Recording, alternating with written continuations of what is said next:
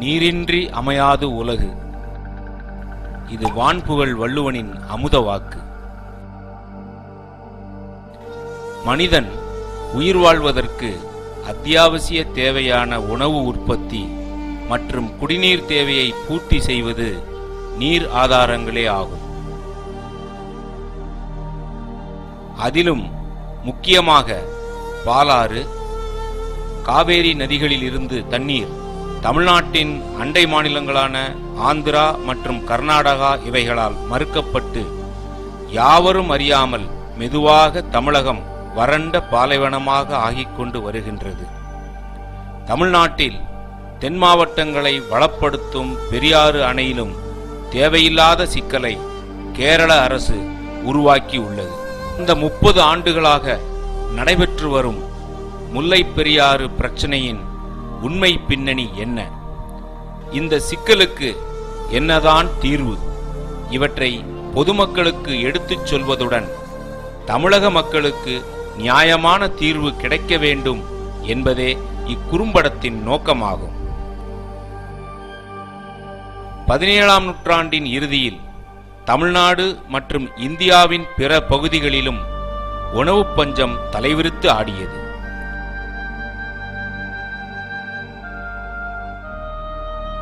மக்கள் உணவின்றி மாண்டனர். அது சமயம் மேற்கு தொடர்ச்சி மலையின் மேற்கு பகுதியில் உள்ள கேரளாவில் ஆண்டுக்கு 3000 மில்லிமீட்டர் வரை மழை பொழிந்து 44 வற்றாத நதிகள் உருவாகி கேரள மாநிலத்தை வளப்படுத்தி வருகின்றது.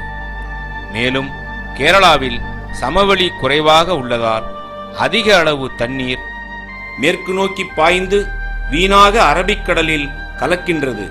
இதை கண்ட அன்றைய ராமநாதபுரத்து அரசரின் பிரதம அமைச்சர் உயர் திரு முத்து அருள பிள்ளை அவர்கள் 1778ஆம் ஆண்டு ஒரு வல்லுநர் குழுவை அனுப்பி கேரளாவில் மேற்கு நோக்கி ஓடும் முல்லை பெரியாறு ஆற்றினை தமிழகத்திற்கு திருப்பிவிடும் சாத்தியக்கூறினை ஆராய பணித்தார். வல்லுநர் குழுவும் சாத்தியம் என்று தெரிவித்தது. ஆனால் நிதி நிலைமை காரணமாக அத்திட்டம் கைவிடப்பட்டது. பின்பு வந்த ஆங்கிலேய அரசால் மேற்கொள்ளப்பட்ட பல ஆய்வுகளுக்கு பிறகு 1882ஆம் ஆண்டு பெரியாற்றின் குறுக்கே ஒரு அணை கட்டி நீரை தேக்கி புறக்கரையில் மலையை குடைந்து குகை வழியாக நீரை தமிழகத்திற்கு கொண்டு வர ரூபாய் 62 லட்சத்தில் தயாரிக்கப்பட்ட ஒரு முன்னீடு 1884ஆம் ஆண்டு ஒப்பளிக்கப்பட்டது. பின்பு 1887ஆம் ஆண்டு அணை கட்டும் வேலை தொடங்கி பல இடையூறுகளுக்கு இடையில் 1895ஆம் ஆண்டு கர்னல் பென்னி குயிக் என்ற ஆங்கில பொறியாளரால் கட்டி முடிக்கப்பட்டது. முல்லை பெரியாறு அணை கட்டப்படுவதற்காக அன்றைய ஆங்கிலேய அரசு திருவாங்கூர் சமஸ்தான மகாராஜாவுடன் 1886ஆம் ஆண்டு ஓர் ஒப்பந்தம் செய்து கொண்டது. அதன்படி ஒப்பந்த காலம் 999 வருடம். அணையில் நீர் தேங்கக்கூடிய சுமார் 8000 ஏக்கர் பரப்பளவுக்கு நிலத்துக்கு குத்தகையாக ஏக்கருக்கு ரூபாய் 5 வீதம், வருடத்திற்கு ரூபாய் 40,000. கூறப்பட்ட நிலத்தின் வழியாக வரக்கூடிய அனைத்து நீருக்கும் உரிமை. நிலத்தில் அணை மற்றும் அதை சார்ந்த பாசன வேலைகள் செய்ய உரிமை. நீர்பிடி பகுதியில் மீன்பிடிக்கவும் உரிமை. நீர்பிடி பகுதியில் உள்ள கல், தாது பொருட்கள், மரம் மற்றும் அனைத்து செடிகொடிகளையும் பயன்படுத்திக் கொள்ள உரிமை. அதிகாரிகள், வேலையாட்கள் மற்றும் அவர்களை சார்ந்தவர்கள் செல்ல, பொருள்கள் கொண்டு செல்ல உரிமை. அணை கட்டுதல் மற்றும் பாசன வேலைகள் பராமரிப்பிற்காக நீர்பிடி சார்ந்த பகுதியில் சுமார் 100 ஏக்கர் நிலத்திற்கும் உரிமை. முல்லை பெரியாறு நதி மற்றும் அணை தற்பொழுது கேரளாவில் இடுக்கி மாவட்டத்தில் உள்ள தேவிகுளம் பீர்மேடு தாலுகாவில் உள்ளது. தேவிகுளம் பீர்மேடு தாலுகா கிபி 12ஆம் நூற்றாண்டு வரை பாண்டிய மன்னர்கள் ஆட்சியில் இருந்த பகுதியாகும். அதன் பிறகும் சேரநாட்டில் ஒரு காலத்தில் கொடிகட்டி பறந்த பூஞ்சார் சமஸ்தானம் என்னும் பூனியாறு தமிழ் சமஸ்தானமாகும். முல்லை பெரியாருக்கும் அதனை சார்ந்த தமிழ் பகுதிக்கும் உரிமை உடையவர் பூனையாற்று தம்பிரானே தவிர திருவாங்கூர் மகாராஜா அல்ல. அப்பொழுது மதுரையை ஆண்ட ஆங்கில அரசு இப்பகுதி திருவாங்கூர் சமஸ்தானத்திற்கு உட்பட்டது என தவறாக கருதி பெரியாறு அணை கட்டி 155 அடி வரை தண்ணீர் தேக்கினால் நீர் பிடிக்கக்கூடிய நிலப்பரப்பு 8000 ஏக்கருக்கு ஆண்டுக்கு ரூபாய் 40,000 வீதம் குத்தகை பணமாக வழங்க முன்வந்ததும் திருவாங்கூர் மன்னர் புதையல் கிடைத்தது போல் மகிழ்ந்து அந்த ஒப்பந்தத்தை ஏற்றுக்கொண்டார். பின்னர் 1956ஆம் ஆண்டு மொழிவாரி ராஜ்யம் பிரிக்கப்பட்ட போது திருவாங்கூர் சமஸ்தானம் கேரள மாநிலத்துடன் இணைக்கப்பட்டது. தேவிகுளம் பீர்மேடு தாலுகா பகுதிகள் 90% தமிழர்கள் வாழ்ந்த பகுதியாக இருந்தாலும் அவை கேரளாவுடன் சேர்க்கப்பட்டது. எனவே பூர்வீகமாக தமிழனுக்கு சொந்தமான முல்லை பெரியாறு அணைப்பகுதி கேரள பகுதியாக மாறியது. இன்றைய சிக்கலுக்கு வித்து அன்றே தவறுதலாக விதைக்கப்பட்டது. பெரியாறு நதி தமிழ்நாட்டில் சிவகிரி மலையில் உற்பத்தியாகி முல்லையாற்றுடன் சேர்ந்து முல்லை பெரியாறாக கேரளாவில் பாய்கின்றது.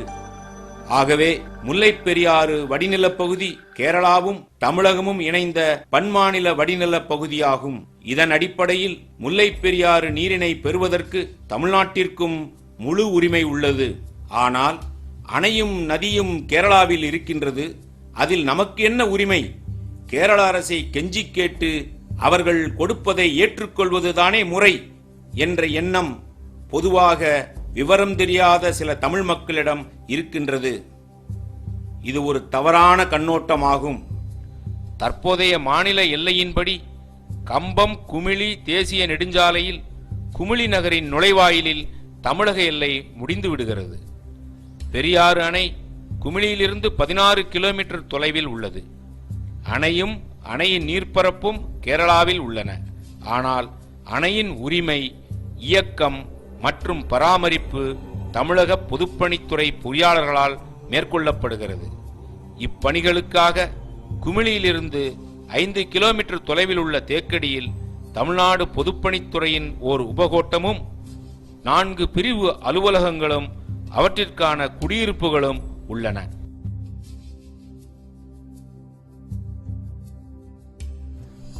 முல்லை பெரியாற்றின் குறுக்கே கட்டப்பட்ட அணையில் தேக்கப்படும் நீர்பிடிப்பிலிருந்து ஏறக்குறைய 2 கிலோமீட்டர் தூரம் வெட்டப்பட்ட கால்வாய் மூலம் தேக்கடி கொண்டு வரப்பட்டு பின் தேக்கடி தலைமதகு மூலமாக மேற்கு தொடர்ச்சி மலையை குடைந்து உருவாக்கப்பட்ட சுமார் 2 கிலோமீட்டர் நீளமுள்ள குகை அதாவது டனல் வழியாக தமிழகத்திற்கு கொண்டு வரப்பட்டு பின்பு சுருளியாற்றுடன் இணைக்கப்பட்டு அதனால் தமிழகத்தில் 2,08,000 ஏக்கரில் தண்ணீர் விவசாயத்திற்கு பயன்படுத்தப்பட்டு வருகின்றது.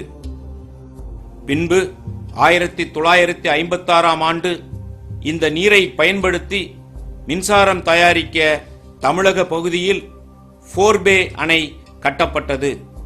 இந்த அணையிலிருந்து சுமார் 5800 அடி நீளத்திற்கு குகைப்பாதை வழியாக நீர் எடுத்து செல்லப்பட்டு ராட்சச குழாய் மூலமாக லோயர் கேம்பில் மின்சாரம் தயாரிக்கப்பட்ட பிறகு அந்த நீர் சுருளியாற்றில் விடப்பட்டு பாசனத்திற்கு பயன்படுத்தப்படுகின்றது.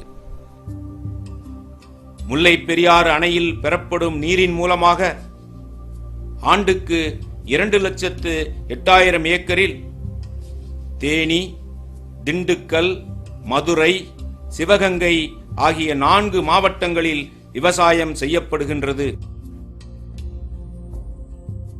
ஆண்டு ஒன்றுக்கு சுமார் 400 கோடி மதிப்புள்ள உணவு உற்பத்தி செய்யப்படுகின்றது.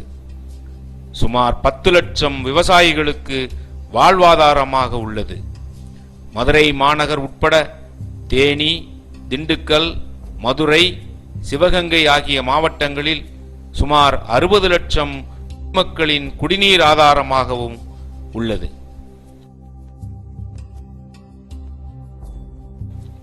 அணை கட்டப்பட்டு 85 ஆண்டுகளாக 1979 வரை எந்த சிக்கலும் இல்லாமல் இயங்கிக் கொண்டு இருந்தது. இந்நிலையில் 1976ஆம் ஆண்டு கேரள அரசு முல்லைப் பெரியாற்றில் இந்த அணைக்கு கீழே 50 கிலோமீட்டர் தொலைவில் கேரள அரசின் மிகப்பெரிய நீர்மின் திட்டமான இடுக்கி அணையினை கட்டியது. இடுக்கி அணை 1200 அடி நீளமும் 555 அடி உயரமும் கொண்ட ஆர்ச் வடிவ அணையாகும். அதன் கொள்ளளவு 70 TMC, அதாவது பெரியாறு அணையைப் போல 7 மடங்கு கொள்ளளவு உடையது. இந்த அணை கட்டி முடிக்கப்பட்ட பின்பு 3 ஆண்டுகளில்